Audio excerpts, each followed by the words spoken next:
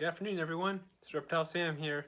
So today I was cleaning the snake tanks and the cages, and I decided to go ahead and make a video about it. I'm already partway through, but I want to show you guys what I've done so far.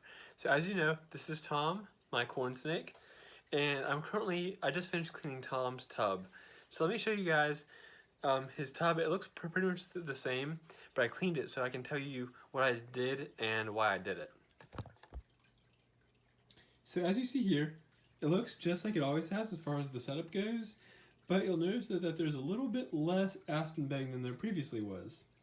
And the reason I'm doing this is because I noticed the snake tanks are starting to smell a little bit like snake poop, and I think that might have been because there's a thick layer of aspen bedding, which is good for your snakes because they get to dig a lot and really make tunnels. You can see Tom already going back into his little tree and stuff right now already. But what I did was I took the top layer that was still like loose and easy to access off, and I put it in this tub to hold it because I reused it. I didn't have to use all of this extra snake bedding I have up here because the top layer was still fine and it has not been soiled yet. There Tom goes. Tom was shooting out of there. But I was able to reuse the top layer because it was still good. I took the bottom layer off and I put it in the trash. We're no longer using that bottom layer. So I took maybe the top inches of substrate off and put it in that tub to store.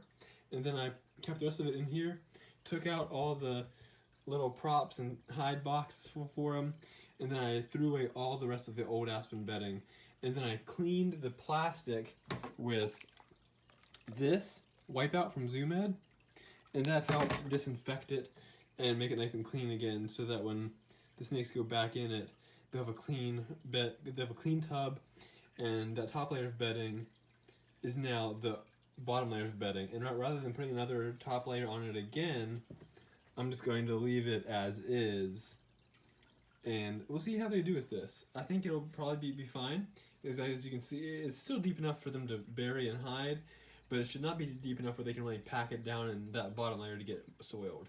So this is my effort to see how this little bit of slightly thinner layer of aspen bedding works with them.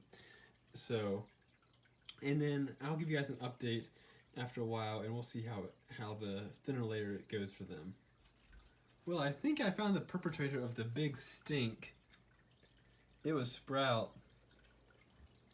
Oh, look at that. Sprout did that.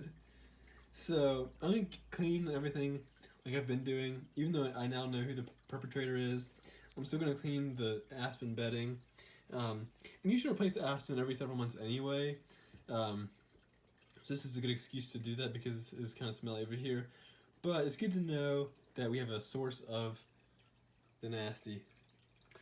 So, what I do when I take everything out is you can usually just take it and like kind of shake all the aspen bedding off back into here and then set it on the floor.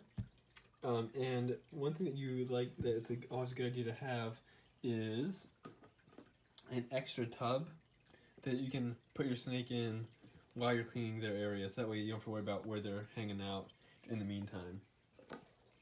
But I want to go and get all the items out of here, and then so the way that you can find the bedding that's still good is you just take like a top layer like this, make sure it's fine, and then toss it in your other tub that you're using to hold the good bedding. So this takes a few minutes per tub, but then you want to leave like that real thin layer like this right here that's packed down in the bottom is what I'll be throwing out.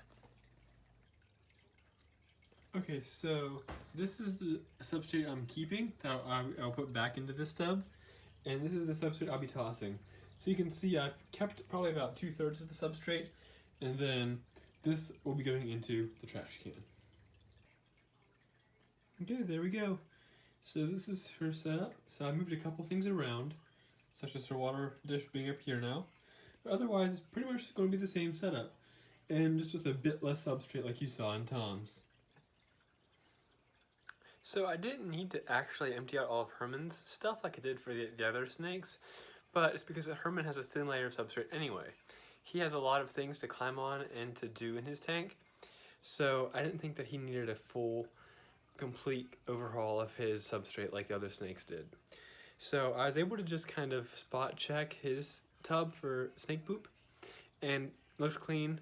I usually try to find it as soon as they poop because I check my snakes every day, and I was able to, look through, and his tank looks good. I just remisted it, got some substrate out of his water dish, and so Herman is good to go. And you can see Herman is doing very well. He's much bigger than he was when you guys first met him in my very first video, which was syringe feeding this little guy, and he is doing much healthier. So that's all I've got for you guys today. And so if you have questions about substrate or cleaning your tanks, when you should clean them, how to clean them, what substrate you should put in them after you clean them, whatever it is, I might already have a video about it, but if not, feel free to drop me a line in the comment section. Remember to like and subscribe, and until next time guys, I'm Reptile Sam. See you later.